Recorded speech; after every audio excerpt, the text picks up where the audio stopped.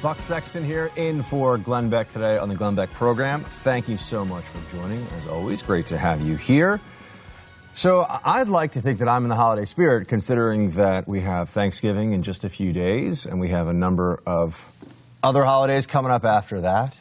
I'm even here on a set where there are snowflakes falling gently. It's exciting. Gets me happy. Soon there'll be presents, perhaps a bit of overeating, all good things. You'd think that maybe there could be a bit of a delay in all of the nastiness in our politics. You think that perhaps they could just sit back for a moment and say, well, we lost that election, but let's all just eat some turkey and maple ham, whatever else gets you excited. Stuffing, some people are stuffing people, and they can look forward to that, and time with family and friends, and hopefully some time off from work, and that would be exciting and they'd be ready to go. But if you thought any of that, unfortunately, you would be wrong, it seems, at least based on a bit of the headlines. You see, over the weekend, our Vice President-elect, VP-elect, Mike Pence, went to go see a show in my hometown. I've seen a few shows before.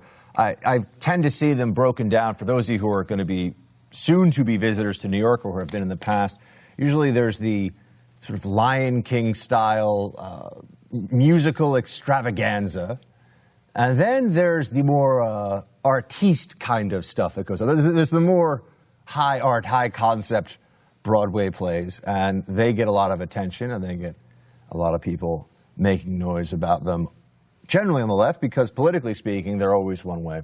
So I don't go to the theater that much. But I would like to think that if I went to the theater, there would be no reason for me to be concerned that it will turn into a political lecture, that there would be the booing of our VP-elect, that it would turn into an opportunity for people, once again, to politicize absolutely everything. They're at Hamilton, a show that I have not yet seen, which I blame, well, one, on the fact that from what I have seen of it, I'm deeply unimpressed, and two, at $700 a ticket, which I think is still about the going rate, and the fact that it's sold out for many months in advance, just not in the buck budget. Haven't seen it yet, but I've seen some of the numbers because they've performed them. I am unimpressed. Easy to say that now, I'm sure some would say, because politically speaking, they have annoyed me, but huge success. A lot of people have gone to see it. I even think Dick Cheney likes it, if memory serves. Lots of folks think that it's great. Celebration of the Founding Fathers, a predominantly, if not entirely, predominantly minority cast, and people like it, right? It's like Founding Fathers, history of America with sort of a hip-hop flavor to it. Okay, great. Not necessarily my cup of tea, but maybe. I don't know. I haven't seen it. But we would think that anybody should be able to go to this, and you're at something that celebrates America, celebrates diversity, it's very successful. All these actors are very pleased to be there, be doing well. But the left can't let it go. Whether it's sporting events, I was told recently by a friend, I'd never heard this before, that he can't watch ESPN anymore because ESPN is now MSNBC with sports. I didn't even know because I don't have cable. But you can't escape this anywhere. There's nowhere you can go where you will be safe. The audience at Hamilton booed Vice President-elect Mike Pence. They thought, well, why let this guy, who was there with his family, by the way, he's trying to enjoy a Broadway show. Maybe we could just let it go, guys. Probably a fair amount of New Yorkers there, I'm sure a fair amount of out-of-towners. But everybody should know, basic decorum in the theater. Everyone's there to relax and have a good time. They want to watch the show. I'm not complaining about the politics of the show. That you sign up for. But you don't think that you're going to get singled out in the audience to be booed, to be heckled, and then on top of that, to be lectured in a very condescending fashion by the cast of the show after you've been booed. And you are the Vice President-elect of the United States of America at a play about the American founding. You think maybe they could just tone it down a little bit. Just notch it down a few bits. But no, they didn't do that. In fact, we can play the audio for you because I'm sure some people knew that there was going to be something of a lecture coming. And the lecture came. And here's what it was. Play it. We have a message for you, sir. We hope that you will hear us out. And I encourage everybody to pull out your phones and tweet and post, because this message needs to be spread far and wide, okay? Vice President-elect Pence, we welcome you, and we truly thank you for joining us here at Hamilton and American Musical. We really do. We, sir, we are the diverse America who are alarmed and anxious that your new administration will not protect us, our planet, our children, our parents, or defend us and uphold our inalienable rights, sir. But we truly hope that this show has inspired you to uphold our American values and to work on behalf of all of us. All of us.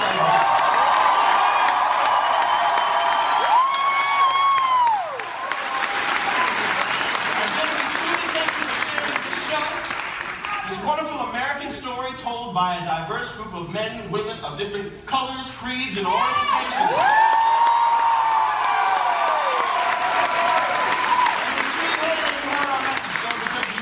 Represents all of us. To that end, ladies and gentlemen, we also thank you. All right, so you get the idea. To put this in the proper context, by the way, Hillary Clinton, the would-be president-elect, except she lost. Oh, so sad.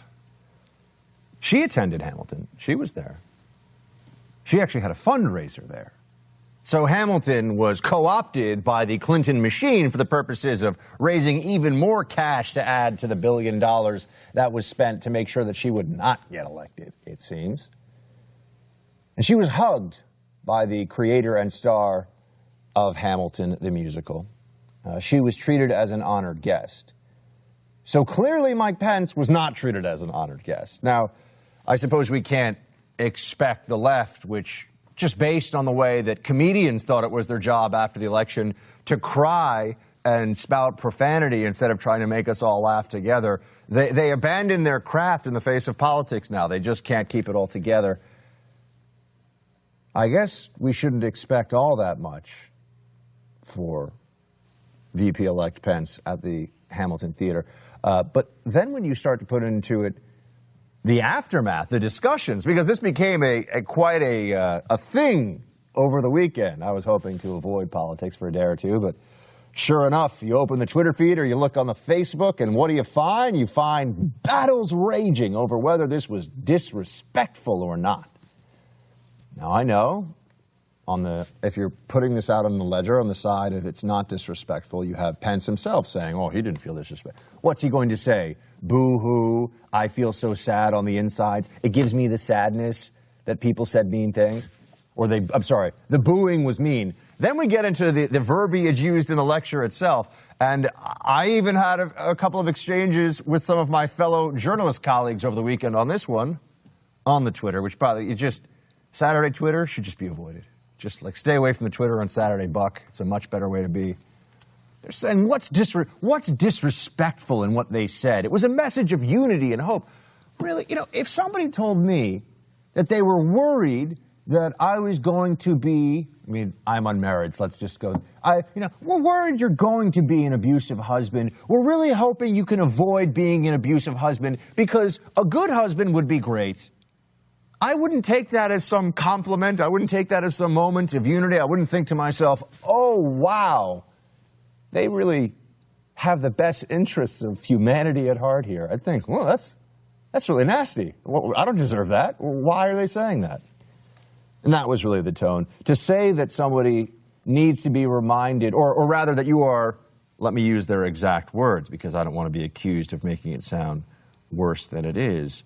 Alarmed and anxious, they say, that your new administration will not protect us, our planet, our children, our parents, or defend us and uphold our inalienable rights. So they're alarmed that he won't uphold the Constitution. They're alarmed that he will single out their children, their parents, won't protect them. Won't protect the planet. I suppose that's some sort of a nod to climate change hysteria. But even Obama didn't stop the rise of the seas. The rise of the seas is not that big of a deal, actually, but don't tell anyone. It's fun for them to freak out about it. But this is now the America that we live in, given that Hillary Clinton did not win. You see, they had 8 years of Obama, and they figured that it would just be Democrats from here on out. They became really used to getting their way. We were living in an America where the prospect of a Republican candidate, a Republican winning and then making Supreme Court appointments, a Republican who actually has members, or a majority in the House and in the Senate at the same time, they are going to have to deal with some pretty disappointing stuff going forward, and they're not ready for it. They're willing to throw our most revered institutions under the bus, so to speak. They're willing to say that the way that our government is constructed is not this act of genius. Speaking of the Founding Fathers and all the great stuff that they did, based on one result of one election, we need a rethink, they say.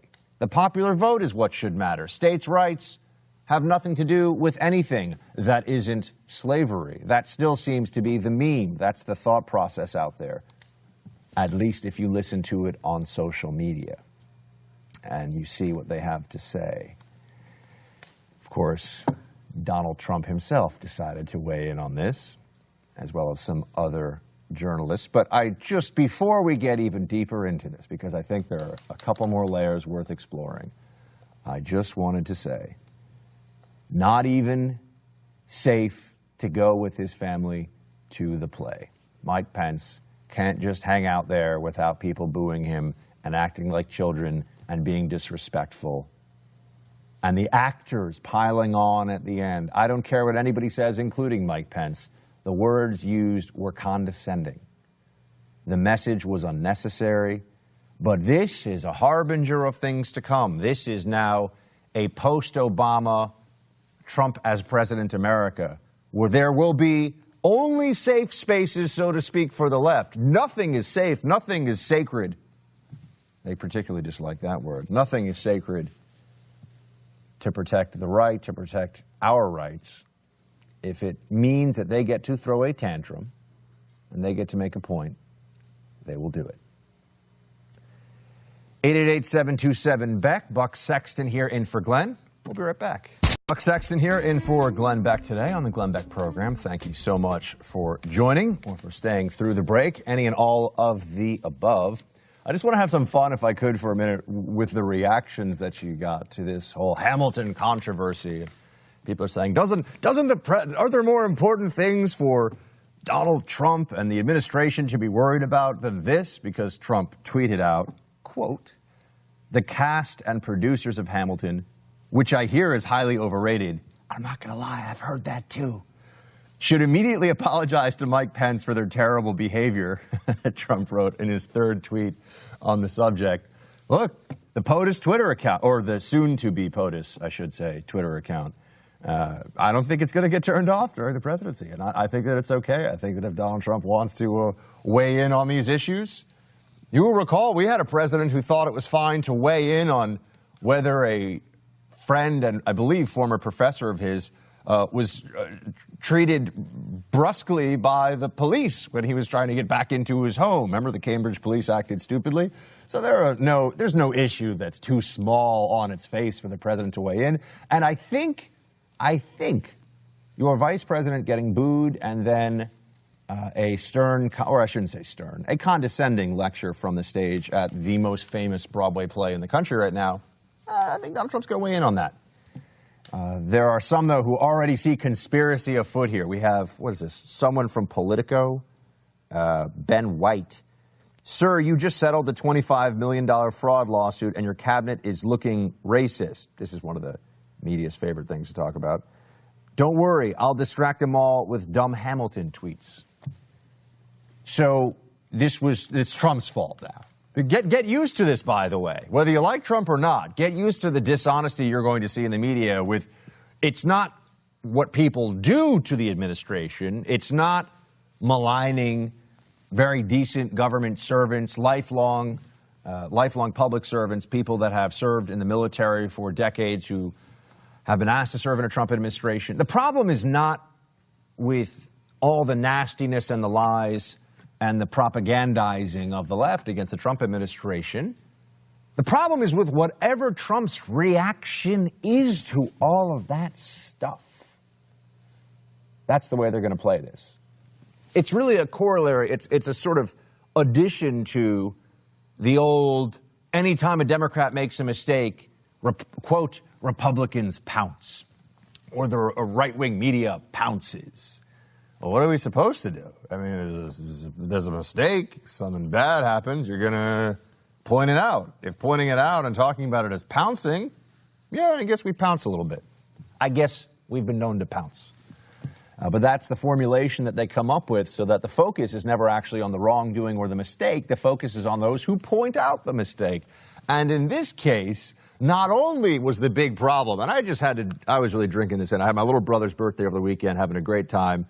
And so when I wasn't out celebrating for that, I'm looking at I need to stop using the article here, the Twitter, because I guess it is just Twitter, but it's fun to call it the Twitter.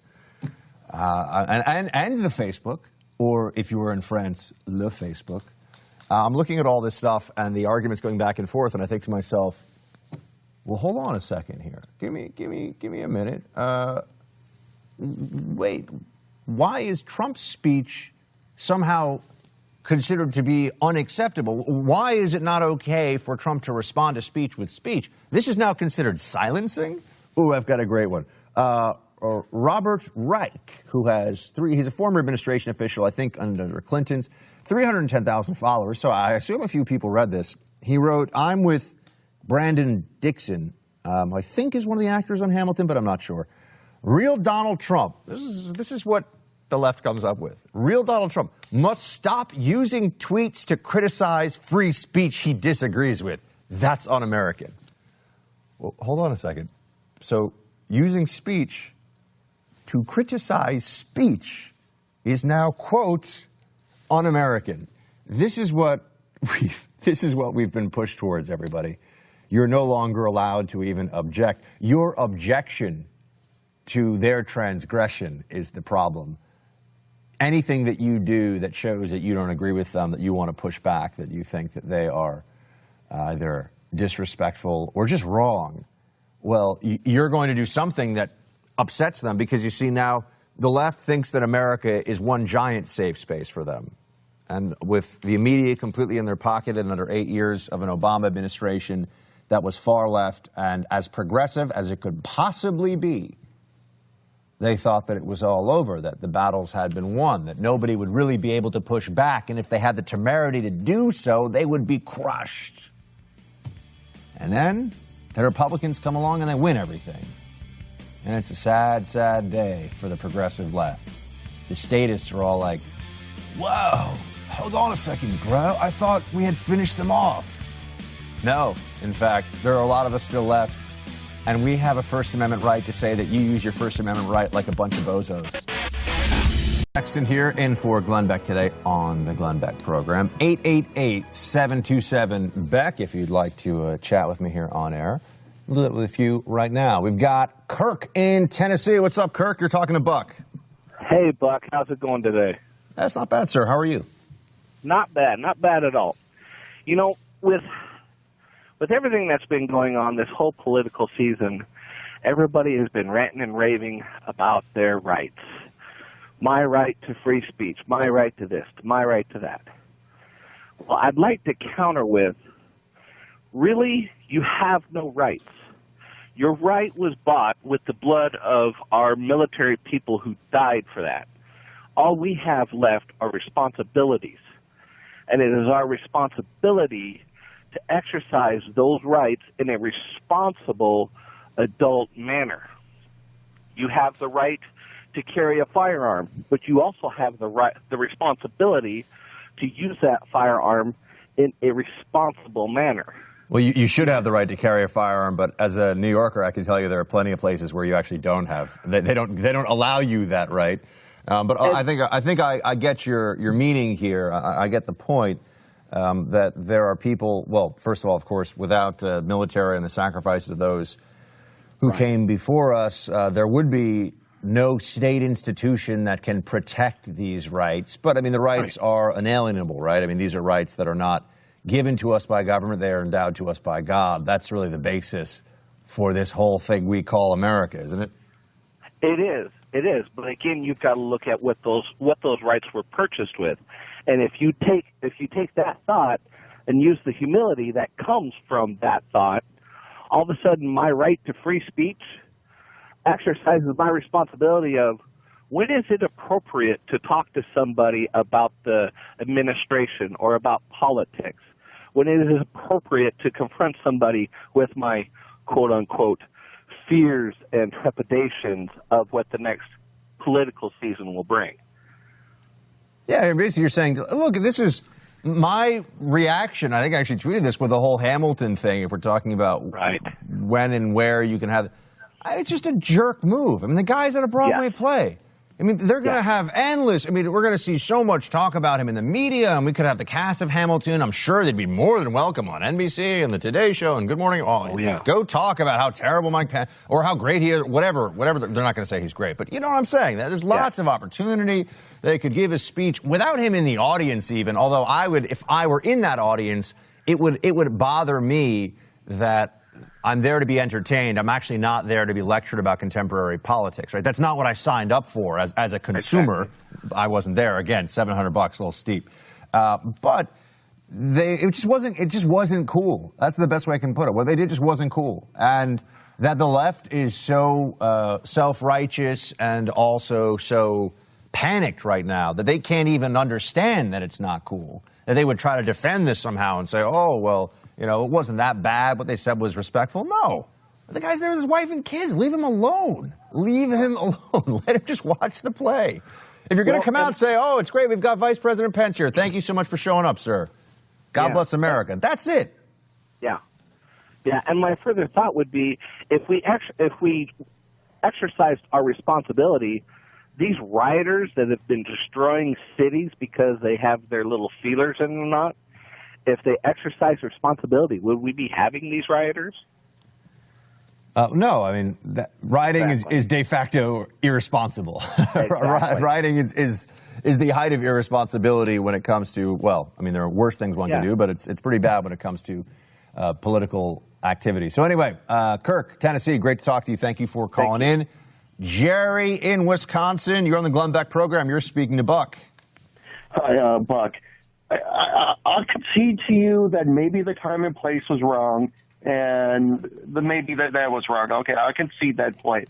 But the other question, the larger question, is the content. Was the content of what they said wrong? No, I don't think it is. Look at what did President-elect Trump campaign upon? Partly to revoke marriage equality, appeal to the Christian right wing, that he would appoint judges that would strip it. Mike Pence has not a very good pro-gay record, obviously. So these are fundamental questions that they're concerned about and I'm concerned about. And when are they really going to talk to someone like that? Like people who watch the cast of Hamilton. All right, so you've given me your pros and cons, or your yes and no. Let's take this piece by piece. Do you think that anything that they said in any way changed Mike Pence's mind, or anyone in that audience for that matter? Do you think that somebody came away thinking, well, now, you think Pence was like, I'm going to tell Donald to throw out a lot of the stuff that he's been saying and thinking because the cast of Hamilton is worried that we won't take care of the planet? So on the level of efficacy, do you think that it actually had any impact whatsoever? Well, any free speech is not only going to impact. Look at my call right now. It's not going to convince many people listening to your show. No, I disagree. There might be people listening. There might be people listening who say that guy's 100% right. I completely agree with him, and let's go. But by the way, you're also making a coherent argument, one with which I don't agree. But saying that we're worried, we meaning the cast of Hamilton, we're worried that you won't take care of the planet. I mean, this is childish nonsense. What does that even mean? I don't even know what that means. Well, we won't take care of the planet. Like, I know you probably disagree, but climate change, global warming, marriage equality, gay rights, civil rights, against police violent brutality. Trump has stood up on stage. A lot of things. Okay, but Trump has stood up for getting away from the take care of the planet for a second. Trump has stood up on stage with a LGBT flag and held it up high at one of his rallies. He has never said he's going to overturn Obergefell and roll back gay marriage. I've never even heard him say it, and yet there's this idea out there that Trump's going to do all these horrible and terrible things. He's not even in office yet, And this is the vice president. It's not even Trump.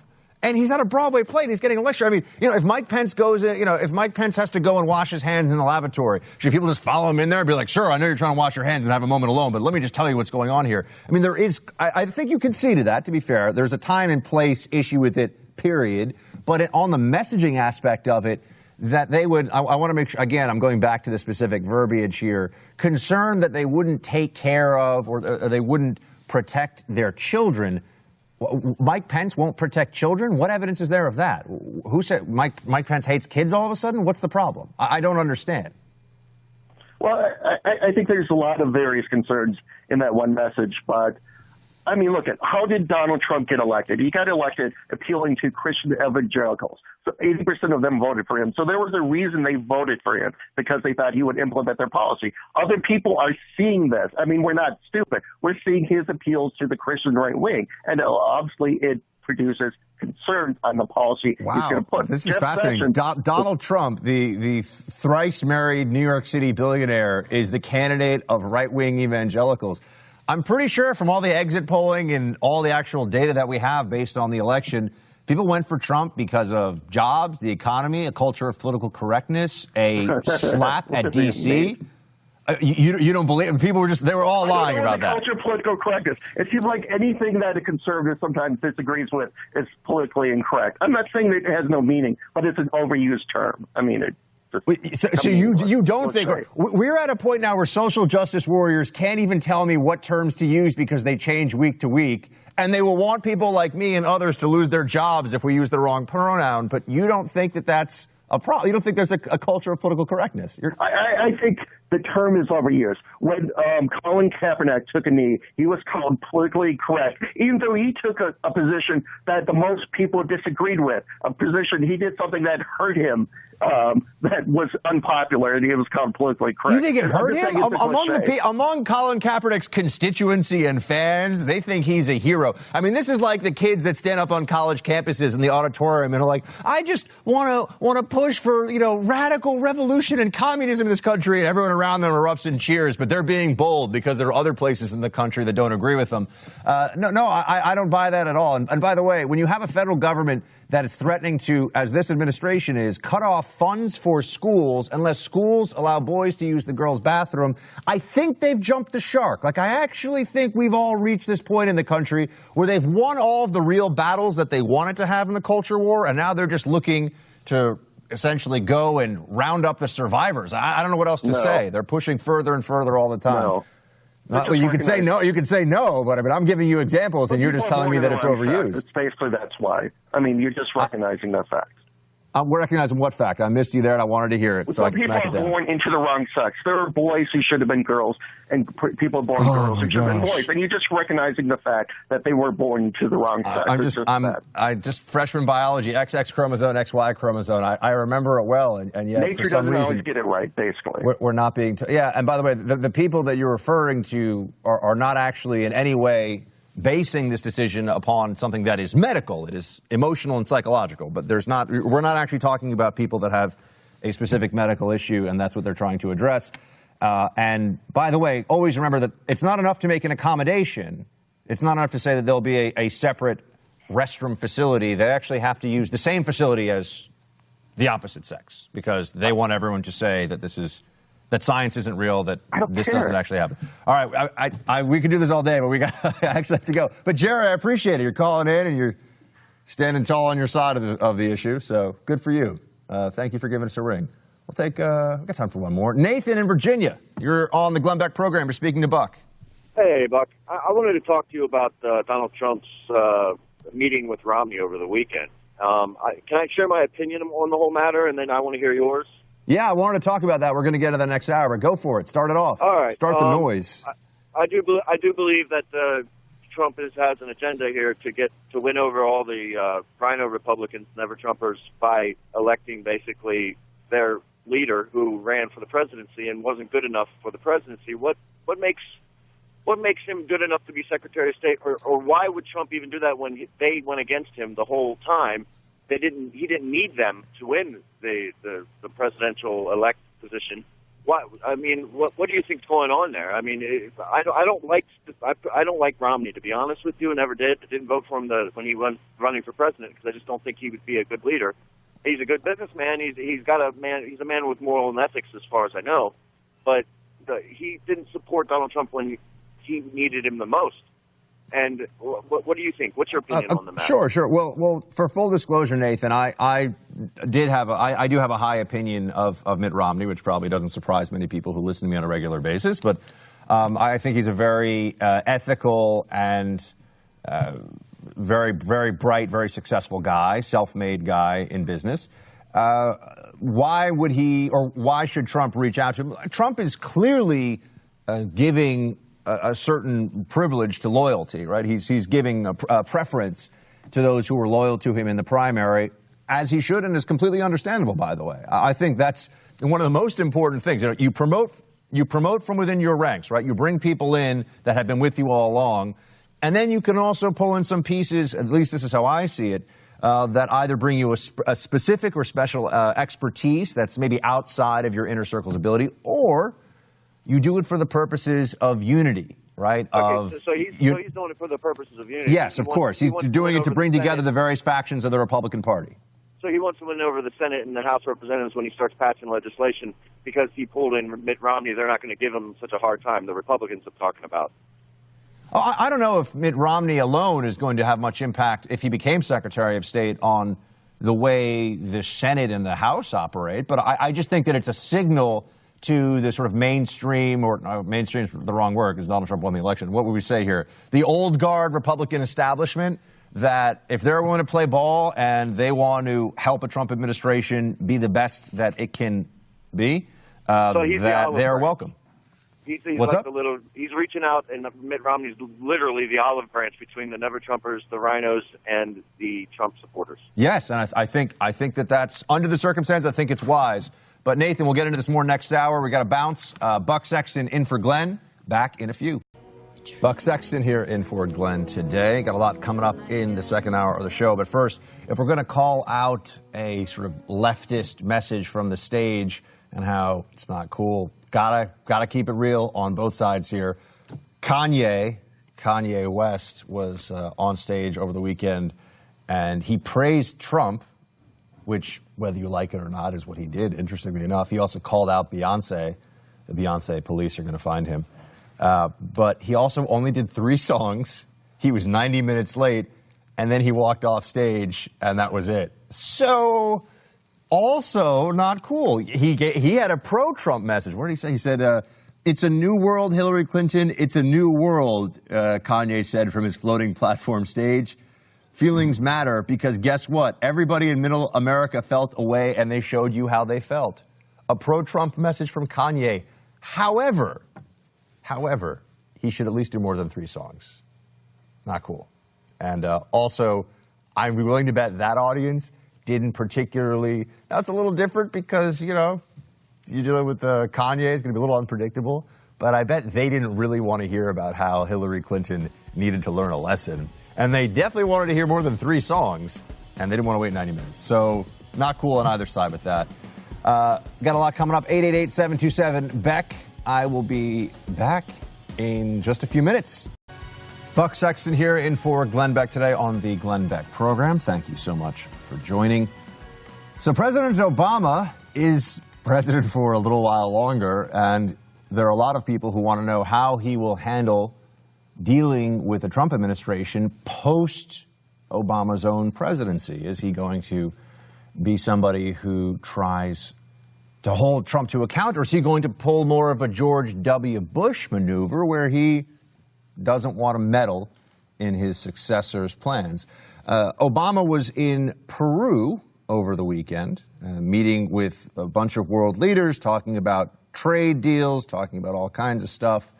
And he was asked specifically about whether he would weigh in on a Trump presidency right off the bat. Here's what our current president had to say about how he will perhaps criticize or not our next president. As an American citizen who cares deeply about our country, if there are issues that have less to do with the specifics of some legislative proposal or battle, but go to core questions about our values and our ideals. And if I think that it's necessary or helpful for me to defend those ideals, then I'll examine it when it comes. Once again, the assumption is where the condescension comes in. Just as with the Hamilton actors, making the assumption that they need to remind Mike Pence to defend their children and the planet, by the way. President Obama feels the need to say that he will only step in basically if Trump takes the dial to 11. If Trump just goes wild, man, if he just does some crazy stuff and casts off all respect and dignity and, I don't know, Trump, dogs and cats living together, mass hysteria. Bad things happen because of Trump. Can we wait until the guy gets into office before we freak out about everything? The sort of the collective hysteria from the collectivists, the left's constant proclamations that they need to get ahead of the coming catastrophe is really, in a sense, a self-fulfilling prophecy, because no matter what Trump does, they're going to think that it's horrific because they've been told now, ever since he won, that it was going to be horrific. I've been saying from the beginning, they're so lucky that a hardline Republican who's a bedrock foundational conservative didn't win. They're going to be able to get Trump to meet them halfway on a whole bunch of issues. It's much less frightening than they seem to think that it is. Part of them, I think, or part of this is that they're upset that they no longer have the ability, the sort of secret weapon of shutting down speech they don't like by making claims of racism or xenophobia or misogyny. The misogyny one has never worked well for them, by the way. The war on women, even with Mitt Romney, didn't work particularly well. Mitt Romney just wasn't going to beat Barack Obama in that election. But they have President Obama coming out here and speaking on the world stage, saying that the door is open for him right after he leaves the White House to criticize the next occupant of the White House if things get really bad. Why do we have to get ahead of things here? Why is there the suggestion that things might get so terrible that President Obama would have to weigh in right away? I was wondering, how hyperbolic can all of this get? How exaggerated can we expect this to become, given that I've had to wade through already some protests in New York City? Guy's not even president yet, hasn't done anything yet, and there's all this love Trump's hate stuff that's out there, and a lot of placards and signs and chants that tend towards or are full of the profane, so I can't even repeat them on air. I was taking photos of them, I was listening to some of them. It's pretty nasty stuff out there. And there's no trace of irony with some of these protesters when they say things like, love Trump's hate, and then they start cursing at somebody who doesn't agree with them on a matter of policy. There have been some Trump supporters that have been attacked. There are actually people that wear Make America Great Again gear, and that has been a symbol of, or rather that has been a target on them, and they have been assaulted because of it. If the love Trump's all people are serious about making sure that Trump shows love and isn't this horrific dictator in waiting that they seem to think that he is, I think they should also avoid beating people up for speech. Just going to put that out there as an idea.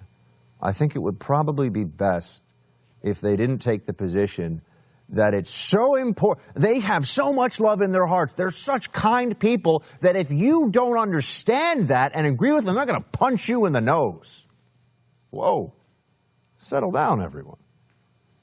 This is not where things need to be. This is what I've been telling. Everyone from center-left that's in this meltdown over Trump mode just needs to chill. But it's going to be hard. It's going to be hard because, as you see, even with the transition, which you would think is a sort of boring, and I'll talk about some of the picks and what's coming and the policy. That'll be sort of more hour 3 today, I think. Although we'll get into maybe some of it coming up before then. Transition team picks should be a pretty straightforward process. Nothing to get anyone all that upset. You're looking at long-serving government officials. You're looking at people that are, in many cases, already quite well known to a vast majority of Americans. Trump is rewarding those who were loyal to him in the primary and the general, as I think any president would, and quite honestly should. Loyalty is important, especially given that he knows he's going to be in an embattled position from the very start. It's going to be a White House that is under siege. There's no question about that. So he's going to have loyalists around him to some degree. He's also talking to Romney. He's also talking to people who are part of the Republican establishment. He's trying to build a team around him. He's trying to construct a framework for his administration that will be as effective as possible, because he knows he's not going to get a Nobel Peace Prize before he's done anything. He's not going to have the media in his pocket saying that everything that he does is great and constantly patting him on the back and telling him how brilliant and wonderful he is. Quite the opposite. And he even has the additional added stress of Republicans who are deeply, I should say, somewhat concerned. Deeply might be a bit strong, although some of you are probably deeply concerned. Republicans will be holding him to account as well. There really are no barriers or roadblocks except for Trump's ability, the ability of his administration, and the administration's will to get things done, to keep promises, to keep that compact with the voters that came out and said enough is enough, no more, we want change in D.C., we don't want this to continue as is, we expect promises to be kept, and we expect follow-through on the major issues that push the Trump campaign forward. He's either going to do that or he's not. And if he's not only is he going to have the media howling about racism, oh, it's all so racist, he's so racist. He has this, he's going to surround himself with an anti-Semitic, or has rather put in place an anti-Semitic advisor. They go, why is he anti-Semitic? Oh, shut up, you're anti-Semitic too. Wait a second, what? His son-in-law is Jewish. His daughter converted to Judaism, but he's an anti-Semite. Why is he an anti-Semite? Oh, because he has... They just want to yell and scream, let the accusations fly. But he doesn't even have the certainty of support from his own side. He's going to have to execute. He's going to have to get it done, or else there's going to be a political revolt from within the Republican Party. And I'll be the one to say it. I'm sure others have said it too. Don't think for one second that those who were opposed to Trump from within the GOP, I mean really opposed, I mean never Trump, there was a term for it.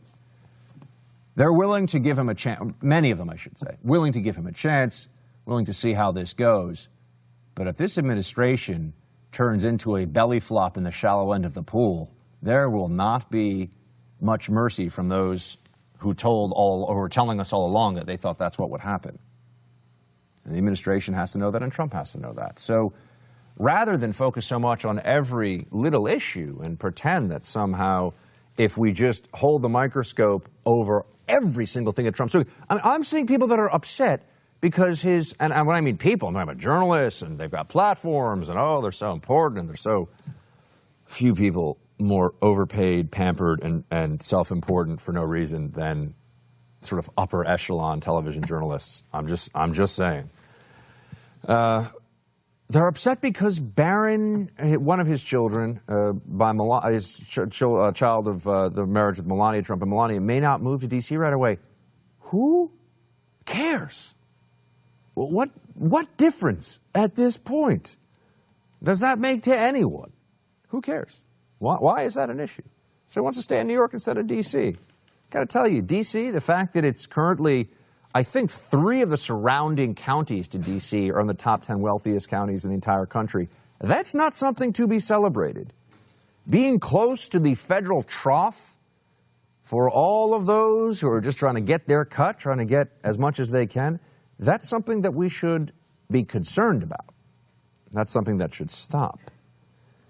But they are trying already to hobble the administration before it has even taken office. And President Obama is part of this process of making sure that there's no, and this is the term they use, normalization of Trump. You see, there was this whole period during the general election where journalists decided, okay, journalist hat gone, now I'm going to put on my advocacy hat, which is not nearly as cool looking as a Make America Great Again hat, let's be honest. It is very catchy. But they said that was okay because this was different. These were dire circumstances. This wasn't McCain or Romney, whom they told us were monsters, by the way, back in the day. Now they're saying, oh, yeah, great public servants, good people, shouldn't worry about it. Well, which is it? Sarah Palin was a threat to the Republic. Seems like a nice lady. Threat to the Republic. But now they cried wolf. And there was a very important article, which I've mentioned on my show on the Blaze Radio before, about crying wolf again. They are crying wolf again because they've cried wolf in the past. This is how the left does things. But Obama is part of the effort to prevent a normalization of Trump because they don't want to be in a position where the media treats this like an administration that will be judged on the merits, judged on the results. They want to judge it based on the rhetoric and the tone and the previous moments in the campaign that upset them and the things that Trump said that bothered them. And that's all, that is the lens through which everything else will be seen. Right? They don't want to talk about taxes. They don't want to talk about securing the borders, dealing with ISIS, any of that stuff. And that will come. But for right now, it's just a question of making sure that all good journalists have their marching orders. The marching orders are, we will defame and destroy this administration no matter what. No matter how moderate, no matter how hardline, doesn't matter. It's Trump. He beat Hillary. She was our chosen one. And now we have to take this administration down. And yeah, Obama didn't go to that extent. We're going to take you into what the left is thinking about a Trump administration when we come back after the break. But he left the door open to, at key moments, come in and say, Trump is beyond the pale. And that will be the sort of signal put up in the sky to all of the media, everybody else, pounce, go, get him. Now you have to bring down this administration. It'll happen. It's just a question of how soon into the administration it happens. 888-727-BECK, Buck Sexton in for Glenn. We'll be right back. Buck Sexton here in for Glenn today. Thank you so much for joining and hanging out. I appreciate it. We have a call in from James in Virginia. We're going to take it. What's up, James? Hey, Buck. I want to say thank you for taking my call today. And I just want to commend you on what you were saying about the media. As a conservative, we all recognize what the media has been doing over the past year, whether it was Romney, whether it was McCain, whoever. The intent is to vilify and demonize the right. My problem is I was a long-time listener to the Glenn Beck Program, and I was a big-time supporter of the Glenn Beck Program. But it seems like, thank you.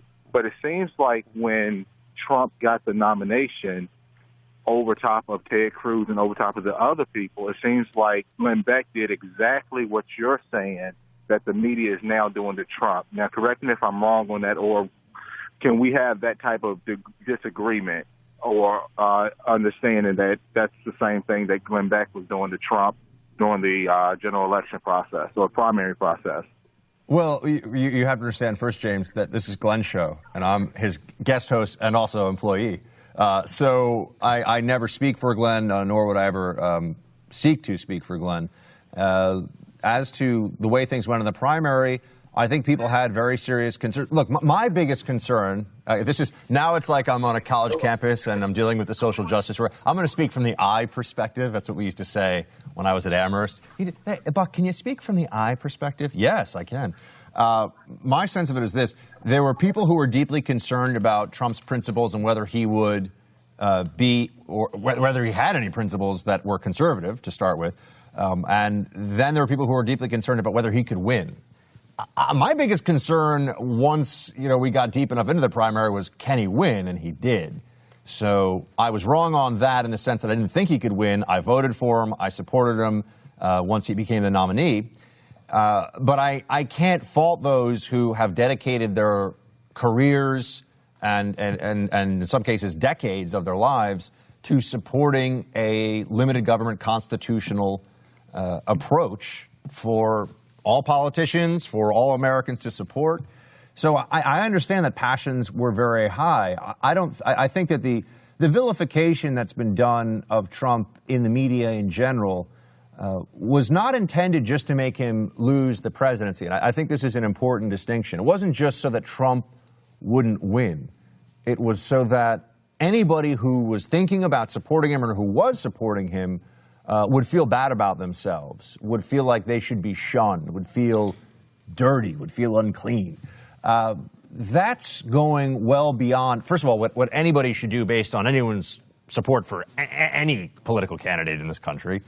We did not have a fascist totalitarian running on either side of the aisle, and we should be clear about that. We did have a criminal running on one side, I think. I think that Hillary Clinton did break the law repeatedly, many times over, and I think that she's going to get away with it. I also think that Donald Trump pardoning, and James, I know I'm kind of getting off topic for a second here, but it's an interesting question.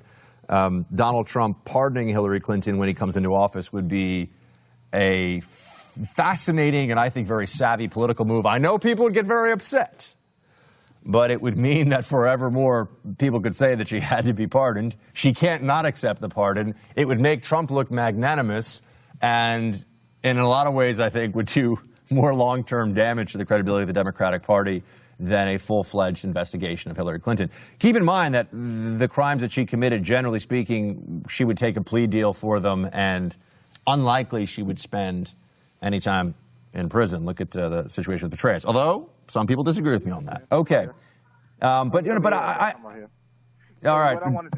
Go ahead, James. We got about 20 seconds, and we got to go to a break. Well, thank you for sharing that, and I do appreciate you bringing that up. And I'm not a big Trump supporter. I've never been on top of Trump as the greatest thing. I don't expect him to do anything except the Supreme Court justice. And I just think that right now we see what the left are. We know who they are. We need to stand up and we need to fight against them as aggressive. The greatest advertisement right now for the reluctant Trump voter is the reaction of leftists across the country after Trump won. Great to have you on, James. Buck Sexton, and for Glenn, much more coming. Look, the media is actively encouraging people to panic. So you have to keep that in mind. The media really does want people to go into the new year thinking that if Donald Trump is allowed to do what he's allowed to do as president, we are going to be, Mad Max Beyond the Thunderdome, or one of those dystopian futures. Not Waterworld. That movie was bad, but one of the other ones. So it's gotten to the point where there are pieces that are written in highbrow journals of opinion, or at least they think of themselves as highbrow. I think of themselves usually as a bit crap, but they're not great. There's a piece in the New York Review of Books, and this one really just caught my eye because of all the implications, right? They have to insinuate that things are going to get so bad that it's all going to fall apart, and the country is no longer going to be the country you think you're living in, and it's all going to fall apart and be horrible. A piece called Autocracy: Rules for Survival. So see, we're already at that point where we have so little faith, if you believe this line from the left, we have so little faith in the institutions of American government that the mere election of Donald Trump is going to he's going to run roughshod over all this stuff. That doesn't matter anymore. That the Congress, the House, Supreme Court, Schmupreme Court, whatever, who cares? That didn't really work as I meant, but you know what I mean. It's not gonna work out. It's all going to be a giant disaster. So you need to have rules for survival. Now, I know they're going to say that this is just a catchy headline, which catchy headlines sometimes mean that people get a little beyond their meaning in the actual piece. And I read it, so guilty. I sat here and I was like, I want to read the rules for survival under Trump. Autocracy, because Trump will be an autocrat, they say, and then there's this rules for survival issue. Here's what the rules for survival are. Let's go through them for a second, and you can tell me how worried you are. Rule number one. This is a piece written by Masha Gessen. Never heard of Masha, but here we go. Believe the autocrat. He means what he says. Okay. A lot of you are probably thinking, I hope so. What has Trump said that is so terrifying to people that now see the cabinet that's forming or that he's forming? And what is the huge concern? That he's going to enforce immigration law? That is what federal law currently says, that people who are here illegal aren't supposed to be. That's why they're illegal. I'm trying to think of what the terrifying, that there's going to be a lower corporate tax rate, that he wants to spend $1 trillion on infrastructure, which, I'm going to be honest with you, sounds pretty Democrat-like to me. I mean, it sounds like something that a lot of progressive Democrats could get behind. But Trump says he'll do a great job with it. We are $20 trillion-ish in debt. Probably not a great idea to add a whole lot more to that, but look what George W. did. Republicans have not been fantastic on this in the past. Doesn't mean that we should excuse it now, but let's not pretend that Trump would be the first big spending, big government Republican to be in office. But believe the autocrat. That's rule number one. For survival, you have to remember these things. Okay. Why is that an issue? Yeah, well, believe him. He's going to make America great again. He doesn't say he's going to make America stink again. He's got some ideas. He's got some things in mind. He's trying to push for some policies that he thinks will be better. He's going to have to, you know, the other part of this too, and I think this needs to be said. Democrats do the whole hero worship thing with politicians, right? Hillary Clinton wasn't just, well, I'm trying to choose my words carefully here, so I don't want to be ungallant on air. For them, I won't say what I think. Hillary Clinton, for them, was more than just a politician. She was a symbol. She was larger than life. She was representative of their aspirations, and even more importantly for Democrats, because of the emotionalism that rules their political mindset, she was a symbol of who each and every Democrat is, right? A vote for Hillary is a vote for I'm smart, I'm thoughtful, I like people, I'm good enough, I'm smart enough, yada, yada. It's about how it made the individual who supported Hillary feel about himself or herself. That's a big part of it, right? This is why there's sort of, you couldn't say it's really a cult of personality because, Hillary, it's not that exciting. But you could say that it is a cult of Hillary and everything that is around her. And certainly with Obama, we saw, oh my gosh, they love Obama so much. He's so incredible. He's more than a politician. He's more than a symbol. He's, for a lot on the left, he was sort of a quasi-messiah. It was creepy. It really was. It wasn't okay. We don't do that on the right, or at least we shouldn't. I don't. I bet almost all of you listening don't.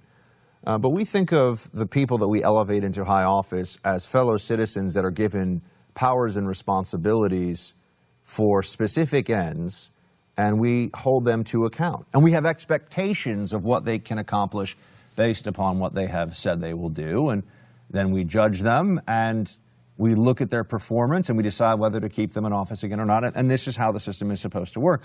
But it's not that we all sort of pull the North Korea here and look at portraits of our leaders and praise them and talk about how wonderful they are and how fantastic. And I'll be honest with you, I used to work in the federal government, and sometimes you go into some of these offices and they have the current, administration, they have big framed photos of them up, just sort of up to be up. It's like, we all know who we work for. I don't think, and whether it was Bush or Obama, and I worked under both, I don't think we need the reminder, the sort of the big framed photo in the office just there in case you forget who the POTUS is and the VPOTUS. So, but we don't do the elevation of these people into sort of deity status because that's inherently unconservative, non-conservative. We also are the people that constantly complain about government being too large, too strong, doing too much, too intrusive. Does the left really think that we will just go along with a Trump administration that would trample on all individual rights? They think we'd go along. I know some people say, Buck, that's going to happen. You just don't see it coming. It's going to happen. I don't know. I can't see the future. But I know that I wouldn't go along with that. You see, a limited government philosophy applies to whomever would be the commander-in-chief. So it's not like I change based on who the president is. What you see on the left is Obama, lots of power, great. Trump, lots of power, terrible. No, I want less power in Obama's hands. I want less power in Trump's hands. Conservatism wants less power in the hands of the executive branch.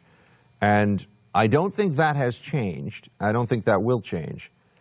We are the people, we being conservatives, we being the conservative wing of the Republican Party. It's not really a wing. I'd like to think it's the beating heart, but these days it's, I don't know, you tell me. We look at what happens and we look at the way that government conducts itself and we put it in that framework. Is this constitutional? Is this within the scope, within the bounds of the duties of this office? And that's not going to change because there's Trump. And we organize. We've had big midterm elections that have been rebukes to the government, on both sides of the aisle. And I just think that these fears that somehow Trump is going to be able to get away with everything, no. It's not going to get it. It's one thing to vote for him because you want him to defeat Hillary. And it's one thing to vote for him because you want a slap at the elites in D.C. It doesn't mean that you want to be like Trump's puppet and go along with all this stuff. So taking a wait-and-see approach to his administration is not to say that we're going to lie down and let him do whatever because he's the Republican, not just nominee, now the Republican president-elect. It just means let's all take a breath, take a beat, remember what we believe in, what our principles are, and just know that there are some people around Trump, I think, now, and there are some people he's bringing into the administration who are responsible, who are technocrats in one way or another, and it's all going to be okay. It's all going to be okay. I promise. 888-727-BECK, Buck in for Glenn. We'll be back after the break. Donations to the Clinton Foundation. Let's talk about that for a second, just because it'll be kind of fun. A lot of us were thinking during the whole election that it was so obvious. It was so obvious that the Clinton Foundation was the front of a charity, but that was the front of the house. But the rest of it was really a giant slush fund run for the Clinton brand, to pay Clinton cronies, as a means of creating a sort of giant side business of these Clinton speeches that are all tied into the foundation donors. New York Post here has that the donations to the Clinton Foundation fell by 37% in 2014 before Hillary announced, from 108 million down from 172 million. So that happened as Hillary Clinton left the nonprofit in April 2015 and then went on with her candidacy, which, as we know, did not work. But also, revenue the Clintons brought in from speeches went from $357,500 down from $3.6 million. So there were some drop-offs. But now people would say, well, Buck, look, see, she was running for office and they didn't want there to be conflicts of interest. Well, why would the money for the foundation start to go down at that point in time unless, well, they were concerned that it would look bad so close to it? Remember, they said they were going to stop taking, at a certain point, they were going to stop taking foreign donations to the Clinton Foundation, which, why stop if it was always okay? You can't have it both ways. The rubber meets the road on this one. You'll really have something to talk about, and we'll have something to talk about when we see what the sort of fiscal, what would it be, fiscal 2016 looks like for the Clinton Foundation and for speeches given by the Clintons. Because if all of a sudden Bill's like giving you like 50%, it's like you can get 2 for 1. You fly me out to wherever. I mean, Pyongyang, I'm here for you. If it's a 2 for 1 situation with Bill Clinton speeches and Hillary speeches, if they drop 50% in value or even more, won't we all know then? I mean, we already know, but won't that be proof to anybody who is of reasonable, sound mind on these issues? Won't that be proof that this was all a giant scam all along? Won't we then know that you don't leave the presidency as Bill Clinton did, and then all of a sudden your speeches get dramatically more valuable as your wife becomes Secretary of State just 'cause? Just 'cause. Quite a coincidence, isn't it, that people were so much more interested and showed that interest with wads of cash. Quite a coincidence that they were able to amass a fortune through giving speeches of over $100 million, some estimate $150 million. That's a lot of money. That's a lot of money without offering a product. And if all of a sudden those speeches are they're not going to be zero. There are still going to be corporations that'll pay Hillary Clinton. But you'll see, I think, I'll make a little prediction here, it will fall in line with what other former heads of state make, which is still a crazy amount of money for some of these places. But you're not going to get $800,000 a speech, as Bill did. I mean, it was a really good speech. You're going to get more like 100 or 150, which to you and me is like, this is amazing. I'd give a speech or two a year and call it a day. Spend the rest of the time on the beach. But that would show, wouldn't it? That would prove what we alleged all along. We will see now. The market will speak, in a sense, because what the market was rewarding before was not how brilliant Hillary and Bill Clinton were. It was rewarding this scheme they had created, which was really just a giant highway, an avenue of access to the most powerful corridors of government via the Clinton Foundation as the alibi for all this cash flowing through. It muddied the waters. It made it more difficult. It made it seem like what was going on here was creating a better world for all of us, when in reality, it was creating a vast empire of patronage and of self-enrichment for Hillary, Bill Clinton, and the whole Clinton family. I don't want to lose sight of that, because I think that given this election, given that so many of us were wrong about who was going to win and where all this was going, I think it's fair for you and for me to look at what happens with the Clinton Foundation and say, at least we saw that for what it was. Because I would be willing to make quite a bet that you will see a marked drop-off in vast donations to the Clinton Foundation from certain individuals. There'll still be money coming in. It still does some charity. I get it. But it'll drop real fast. But the speeches, I want to know when the next Bill Clinton $800,000 30-minute engagement is. I want to see when that happens. I think they may even decide they're not going to give speeches for money, period, because it would be so obvious that once they start giving these speeches, the price drops dramatically. They were really running a huge scam, selling the Secretary of State's office. What a surprise. Buck Sexton here in for Glenn Beck today on the Glenn Beck Program. Thank you so much for joining. 888-727-BECK on those phone lines. Got our friend John Schindler joining us now as our guest. He is the national security columnist for the New York Observer. You can read his latest at observer.com. Also, you can follow him on Twitter at 20Committee. Mr. Schindler, good to have you, sir. It is a pleasure as always, Buck. All right, so let's talk about it. This cabinet is coming together. Some certainly very interesting and dynamic picks.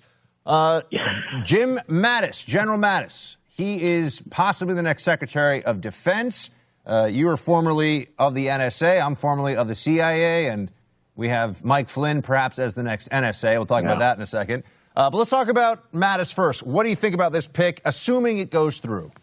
Assuming it goes through, and Mr. Trump, our president-elect, has indicated that General Mattis definitely on a short list for the Secretary of Defense. If that goes through, this is the best news we could possibly get from a national security perspective. Mattis is known as Mad Dog, is a revered figure in national security circles. He's arguably the best general of his generation, a career Marine.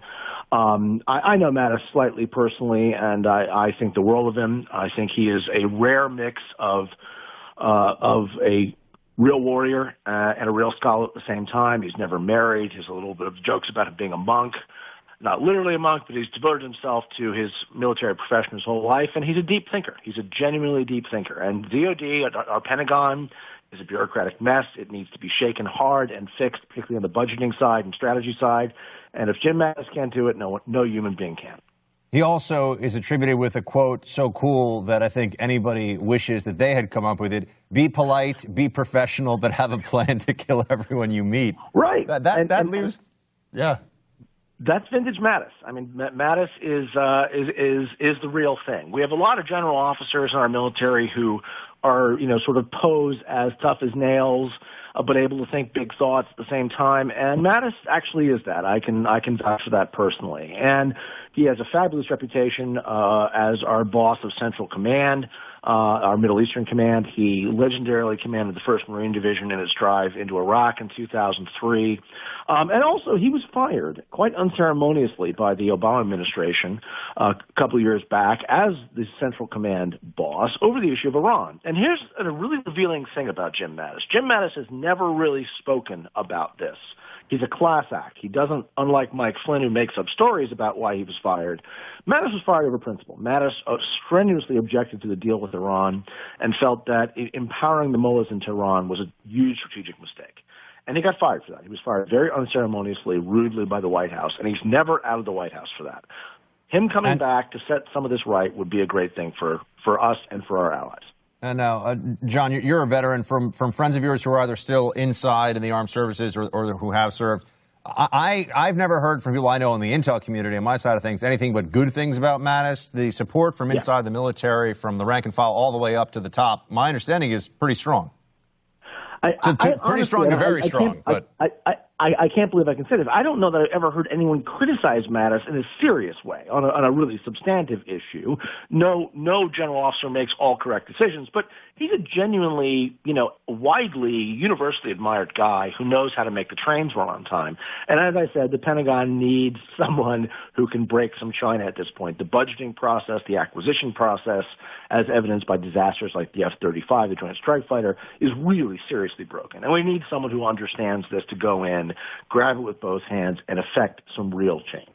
All right. Now, before we get on to the issue of Flynn, of Mike Flynn as possible national security advisor, let's just Romney meeting with Trump over the weekend. People are saying Secretary of State. Seems like a political move. But on the merits, what do you think about a Romney sec state?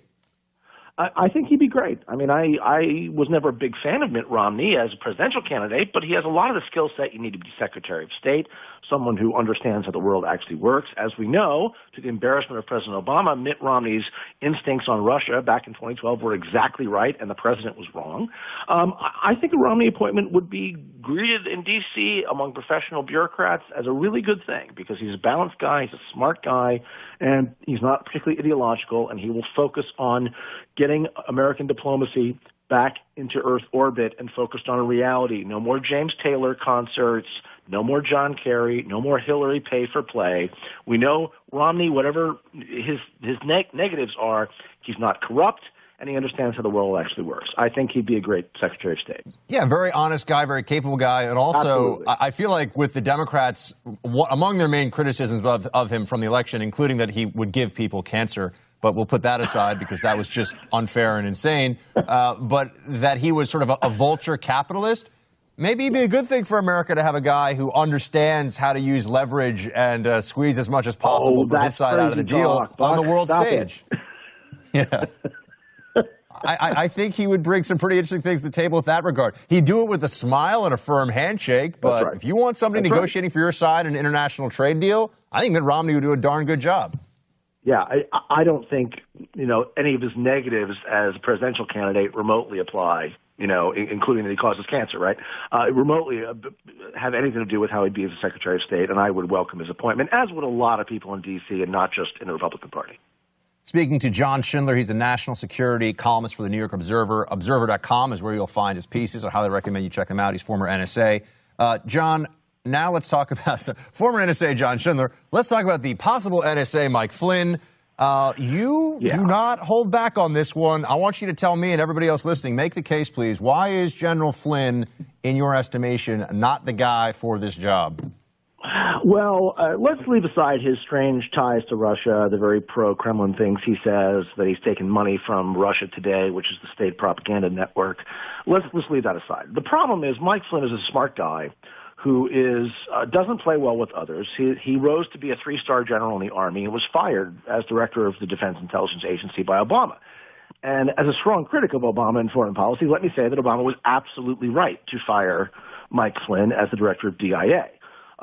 Mike Flynn wanted to reform DIA, which is all well and good. It's a really stodgy intelligence community bureaucracy, but he did it in a way that was frankly, abusive of the workforce, and he was quickly hated by the workforce. And you don't change an organization by making everyone hate you. As the Democrats just found out, in the election, the white working class is not going to vote for you if you hate them. By the same token, the DIA workforce is not going to help you reform if you make clear they're all fools and idiots and lazy. Mike Flynn turfed out, and my fear is he will bring that same management style, which is aggressive, where it doesn't need to be, into the National Security Council. Now, let me ask you, to be fair to the other side of this, which I don't pretend to be on, but I'm assuming that if we had a Trump's spokesperson or somebody attached to the transition team here, they'd say, well, or they could say, and I wanted to pose this to you, John, but he's going to be in an advisory role to the president. So it's really more about his knowledge, background, and understanding of issues like dealing with jihadism, radical Islamic terrorism, and not all the things you talked about may well be true. And I've heard similar things, and my understanding is that bureaucratically there was an ineptitude on display at the top of DIA in terms of how he handled that, which is also a very difficult job to manage these enormous intel bureaucracies. But that wouldn't be his role. His role would be to be there close to Donald Trump and advising him as national security advisor. What about on that side of things when it comes to his judgment, knowledge, and understanding of the threats we face? I think the problem you have there is Trump is a very impulsive, high-strung individual. You want a national security advisor who can moderate that. And Flynn is exactly the same kind of shoot from the hip, say hard things without thinking about them. And when you're in that job, that's going to have real consequences. And you want someone there who can think big picture about strategy. And Mike Flynn is right about some of the things he says about jihadism, but he also thinks it's the biggest threat we face. And I don't. I think it's top three. But the reality is, you know, Russia and China both have several thousand nuclear weapons that can wipe us off the face of the planet. The jihadists, thank God, don't. And that means they're a huge threat to our national security. I disagree with Mike Flynn that is the preeminent threat we face. We face a lot of threats, and jihadist terrorism is one of them. He also has a way of alienating the entire Muslim world, which, given that we're utterly dependent on Muslim allies to fight jihadism, that's not really a good thing. What do you make of this report, by the way, switching gears to the Obama administration for a second? Everyone's talking so much about the Trump transition that I feel like it gets lost sometimes that there's still a White House that's making decisions. They're trying to bolster the Iran deal as we speak. So they're saying not to make it harder to unravel for Trump, but it seems like to hit the accelerator at the very end here on that, has some consequences. They want to make this irreversible down to the last minute they're in the White House. And, you know, because this is their signature thing, right? I mean, this is Obama's claim to fame. He got this great deal with Iran, which, as we know, is not really a great deal. And Trump wants to tear it down. I mean, I think actually tearing it down is going to be harder than Trump and his people realize. But the Iranians are going to have a much harder team in Washington now than they've had, where Obama and company have accommodated everything they wanted and let them get away with crazy stuff. Back to Jim Mattis. Jim Mattis raised holy hell with the White House several years ago when the Iranian intelligence service tried to blow up the Saudi ambassador to the United States in a public restaurant in downtown Washington, D.C. This was an unambiguous act of war, and Mattis wanted us to seriously diplomatically retaliate. You know what the White House did? Hardly anything, and they told Mattis to calm down. Mattis was right, and this kind of appeasement of the mullahs in Tehran has gotten us worse and worse Iranian behavior. And if that stops, I'll be very pleased. There's also this report that that Clapper and Carter have told Obama to fire the head of your former home base, the NSA. Yeah. What do you think about that? What's that all coming from? It pains me to say I think that would be a wise move, and it is in fact overdue. Admiral Mike Rogers, a Navy four-star admiral, came to NSA with a great reputation. Unfortunately, he's sullied that reputation through some pretty bad mistakes. He's run through a reorganization in a way that really upset the workforce with cause. He's been distant. He hasn't communicated well with the workforce. He's upset some of our close intelligence allies around the world. And most importantly, we've had more security disasters. He was brought in to clean up the epic mess left behind by the Snowden theft and defection to Russia. And now we've had another case, the Martin case, very similar to, in the sense that the NSA affiliate, a contractor who stole huge amounts of classified data and brought it home with him. This has happened again. NSA security and counterintelligence have not been reformed, as I and others have urged for years. As Congress was told was happening, it has not happened. And Mike Rogers is the captain of the ship here, and he has to go down. Unfortunately, I think relieving him of duty is the only choice the Pentagon and the intelligence community has. Right before we let you go, John, how would you, if you had to give a grade to Trump's national security picks and considerations, because I know there's a lot that's still up in the air, what would you grade it right now? Well, if we're going with Mattis, I'd say it's an A+. Flynn brings that down a fair amount, but I'm encouraged so far. We don't know a lot so far. It's mostly rumor, but I think we're going to have it's going to break out two ways. A lot of the cabinet appointees and senior appointees in the departments like State, Defense, other, Homeland Security are going to be really solid people who know what they're doing and are not particularly ideological. They're not Trumpers. They're Republicans, but they were not part of the Trump movement. The folks inside the White House are going to clearly be Trump loyalists, who are perhaps their loyalty matters more to the president-elect than their knowledge of, say, national security affairs. That means you're going to, from day one, have some tension between professionals, career generals, diplomats, whatever, successful business people who are running cabinet departments, and the folks in the White House who maybe don't really understand how all that wonderful stew gets made over there across the river in Northern Virginia. So I think there could be some tension right out of the starting gate. All right. John Schindler is the author of Fall of the Double Eagle. He's also the columnist at the New York Observer for National Security. Go to observer.com. John, great to have you, sir. Talk to you soon. Great to be here. 888-727-BECK. Buck in for Glenn. We'll be right back. Thank you very much for joining, being here with me. And 888-727-BECK. B-E-C-K, if you want to call in. We've got Bruce in Wyoming. What's up, Bruce? You're on the Glenn Beck Program. You are speaking to Buck. Hi, Buck. How are you today? Good, sir. How are you? I'm good. I've been listening pretty avidly to your program. I think it's pretty good. But I think that a lot of folks these days are really missing a huge component of this whole post-election process. We have people rioting in the streets, and we have the media discounting every other manner of conservative active participation by anybody in the world because it's propaganda. That's all this is. It is spew. We see pollsters saying, oh, Hillary's going to win by 320 electoral votes. These people are believing their own propaganda. If they weren't, then how did Mr. Trump become the president-elect of the United States? It's the simple fact that if you tell a lie long enough, that somebody is going to believe it. And these people have been doing this for a very long time. Bruce, I do think there's an important distinction to be made here, and that's between the propaganda that the media sometimes puts out that they know to be either untrue, that they know to be untrue or exaggerated, but it's for effect, right? So they'll say that so-and-so is a racist. What evidence do you have for that? Oh, whatever. Jeff Sessions has gotten a lot of heat as he's going to be the Attorney General. Oh, Jeff Sessions is a racist. What has he done that makes him a racist? Oh, well, you know what? I said so. Well, certainly. We're wait, Bruce. Well, hold, 1 sec. But then on the other side, you mentioned Hillary and the electoral votes. I think that that's where they actually believed it. I think they did think that Hillary was going to win. I think they were. I mean, if you saw the faces on some of the news networks and if you spoke to people and saw what they're writing in some of the news, and a vast majority of the newsrooms across the country, that wasn't just the propaganda they were feeding others for effect. They did believe that, and there's a distinction between it. I think that's why they feel so much like they got a Chuck Norris roundhouse kick to the face that night, because they really didn't think that was going to happen. Their apparatus is so effective at disseminating this kind of information, and we have become conditioned to it. Look, in 2008, there was actually news agencies that wanted to have a home base in the White House.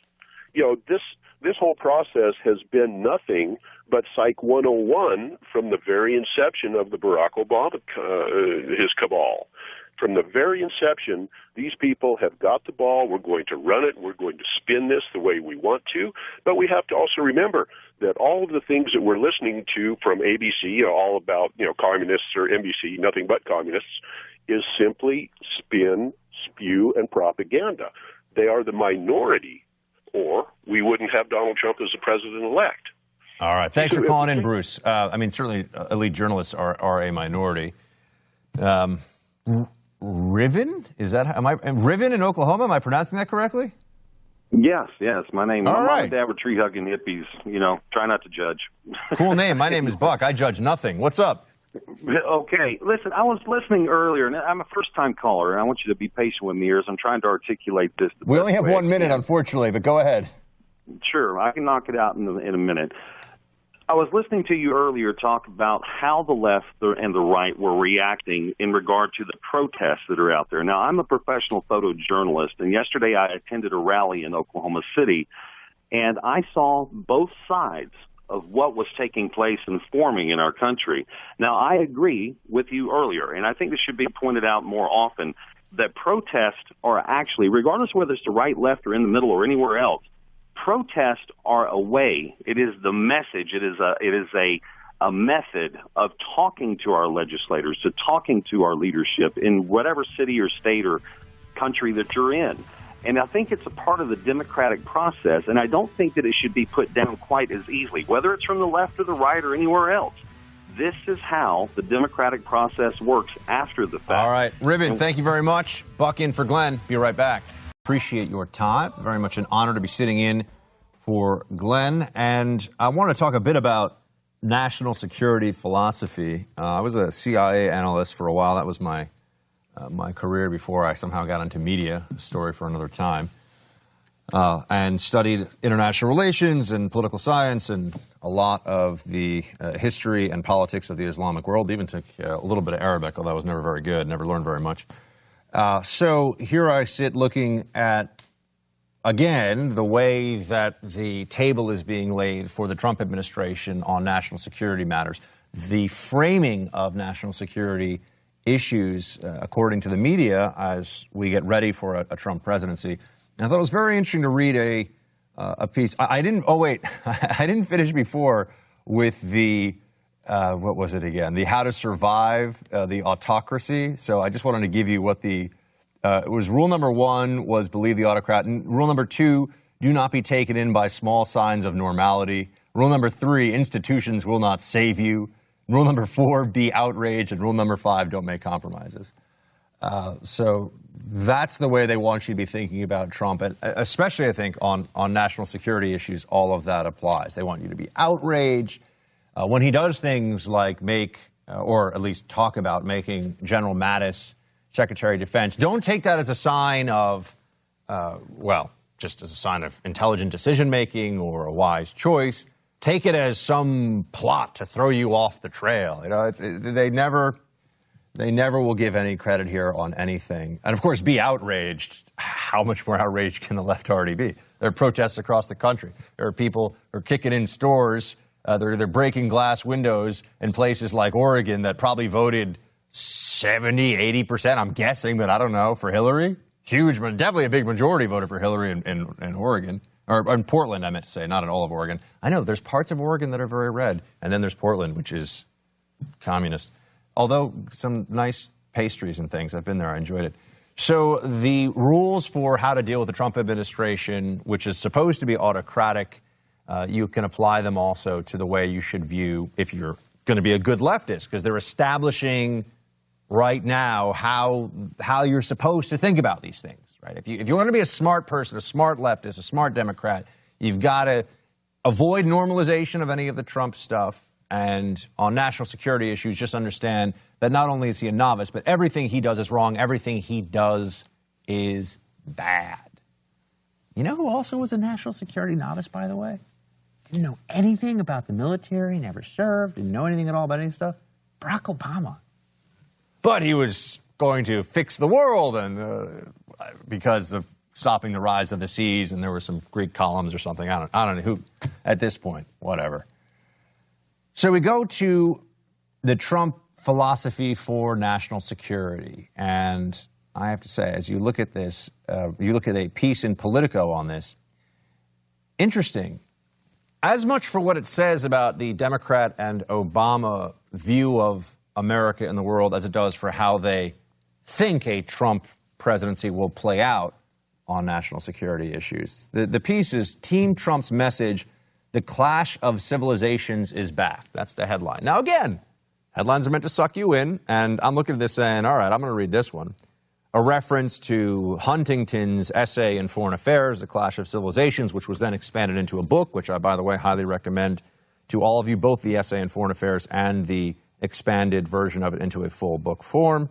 And a reference to Bernard Lewis using the term, I believe, in the early 90s. Bernard Lewis, the esteemed historian of the Middle East at Princeton University, who looks at things not from the multiculturalist and moral relativist perspective, and therefore runs into some problems. We'll talk about the Islamic world as it was based on the history, instead of just, it was this example of tolerance for all ages. And there was some tolerance. There was a lot of, the sword or Islam that happened too. But perhaps a discussion for another day. But Team Trump's message, the class of civilizations is back. I look at that headline and I think to myself, did it ever go away? Did they think that it stopped? And Huntington's essay, if you read it, or if you read the book, I've read both, you see there's really not, I mean, you can add to it, you can take certain parts of it to agree or disagree, but the notion that there are these things, these sort of ideas that have real impact on all of our lives called civilizations, and that they will intersect and collide and be in conflict, that doesn't seem to be a particularly out-of-the-box point of view. That seems like a straightforward reading of what's happening around us all the time. So the clash of civilizations being back, to me, it automatically makes you think, well, where did it go? Of course it's here. Now, they want to turn this into Trump and Islamophobia, and I'll get to that in the piece in a second. The subheading, though, is also very interesting. So we have the notion of the clash of civilizations as though it went away. Now they're saying it's back because of Trump. Okay, well, again, as I said, under Obama, it did not disappear at all.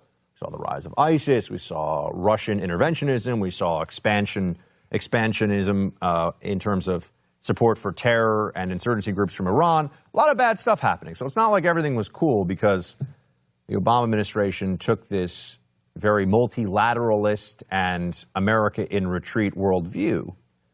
But the subheadline, you really get into some of the meat of this. From Bannon's defense of the Judeo-Christian West, referring to Steve Bannon, to Flynn's attacks on Muslims, some, I always love that word when they use it, because how many? Some NatSec experts, the cool kids write NatSec, National Security, or they'll say Sec State for Secretary of State. I did that before, guilty as charged. Fear the incoming Trump administration is at war with Islam and that it won't end well. I have yet to see anything in the Trump administration it isn't even here yet, that suggests that Donald Trump thinks we're at war with an entire religion, that we're actually going to actively go to war with that religion. But when you look at the way they frame this issue, again, when you look at how the media is trying to create expectations for the Trump administration and also build into that they will fail those expectations, you see that they're also saying a lot about what's happened before.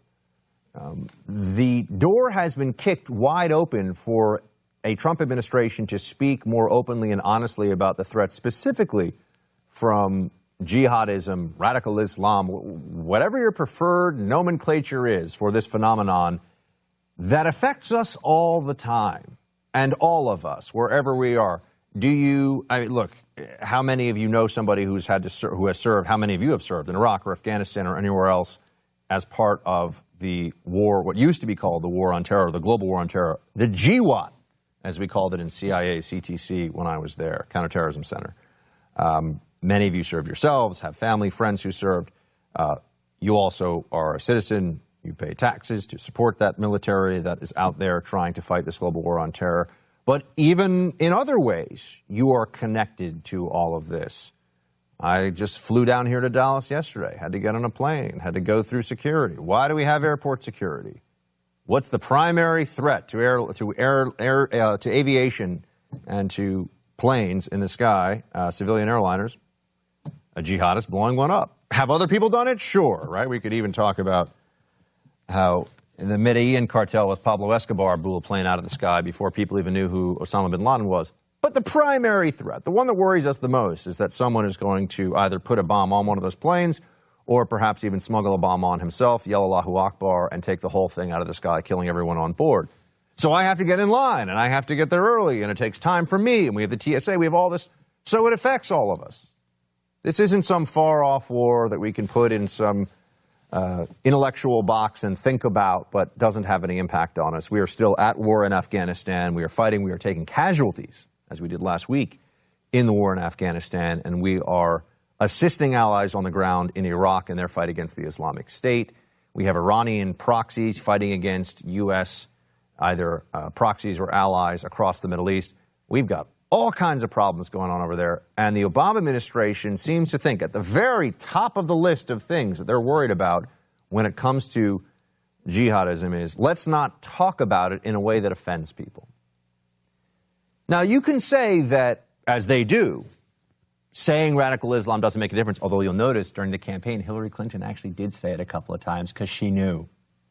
The American people aren't, as a whole, in the majority, with the Obama view of how you discuss terrorism. They're not okay with redacting ISIS and in the name of Islam and in the name of the Islamic State from the Orlando mass murdering terrorists transcripts, the 911 transcripts that were initially redacted by the FBI, by the DOJ, because they're not okay with that. They disagree with the administration on that. There's this wide open space now where we can look at the way that the administration in the past has spoken about these issues. And they also say that it is a war of ideas, but they won't discuss the ideas openly. They won't even name the ideas. You can't do it. And anybody, anywhere in the country who's paying attention and being honest knows that. That the dictates of, once again, political correctness have overridden the need to speak openly and honestly about the nature of this threat. Apart from whatever concern somebody might have, for example, about Mike Flynn's bureaucratic abilities, capabilities, or lack thereof, he does seem to have a very clear sense of the threat of jihadism, and is certainly willing to speak about it. And I feel like Trump, if nothing else, believes that having a clear vision when you're trying to understand how to approach that enemy, that's step one. That's the first place you need to be. But that there's a clash of civilizations, and that this is part of the collective freakout that the Democrats, the left, the media are having about this incoming Trump administration, just goes to show you that, no, we've been in this clash. We've used that terminology for decades. We've been in that clash as America, by the way, from the very beginning. Go back and read about the Barbary Pirates, if you like, and the first real war we had on foreign shores, to the shores of Tripoli. This has been going on for quite a long time, and the election of any one candidate isn't somehow setting it off or creating this dynamic. This dynamic has been in place. That the Obama administration thought that it was a strategic asset to deny a clash of civilizations is very discouraging and wrong. That they think that it's a deep and biting criticism of the Trump administration to point out that a clash of civilizations, not just Islam and the West, but many others, exists and is likely to be exacerbated, to get worse in the years ahead. That's just a recognition of reality. May not make people feel all warm and fuzzy, but it is true. It is there. Going to a break. We'll be right back. Buck Sexton here in for Glenn, finishing up the show today, but I will be back with you tomorrow, 9 to 12 Eastern. So please do tune in once again. We'll have a lot to talk about. We have some fantastic guests. I don't even want to tell you who they are because they're so awesome. You might not be able to sleep tonight. You'll be so excited. That's probably overselling it, but it's going to be a good show. Let's take Harvey in Illinois. Harvey, you're on the Glenn Beck Program. You're speaking to Buck. Hey, I miss your daily TV show, by the way. That was a pretty integral part of my life. Oh, thank you. Me too. Listen, you know, Trump has every opportunity to galvanize at least the conservatives, along with a lot of disenfranchised Democrats. Just by his nominations, you could see. And I was a never Trumper and still kind of am. But he has a path to win us all over, and I think that's you know, reaching out, not necessarily across party lines, but across principle lines, like from progressivism to ultra-conservatism, even libertarianism, reaching out to somebody like Dr. Andrew Napolitano for, you know, specific nominations. Picking those kind of people would restore some faith in at least the Republican Party and quite possibly soak in some of those disenfranchised Democrats. No question, and I completely agree with you that, and I feel like everybody should at least recognize this. I think this is a statement of fact more than opinion.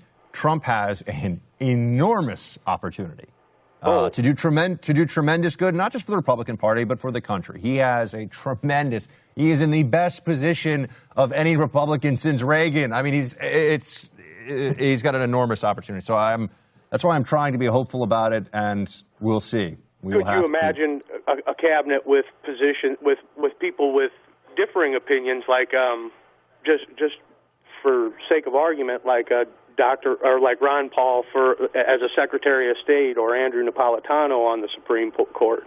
Somebody who wouldn't argue from the bench, but would actually compare it to the standard that is the Constitution. I hear you, Harvey. Thanks for calling in. That's going to be it for today's show. Thank you very much for joining me. I'm back tomorrow, 9 to 12 Eastern, across the country. Very excited to be doing so. You can learn more about me at theblaze.com/Buck-Sexton and download my daily podcast there, which is every day, 12 to 3 hours.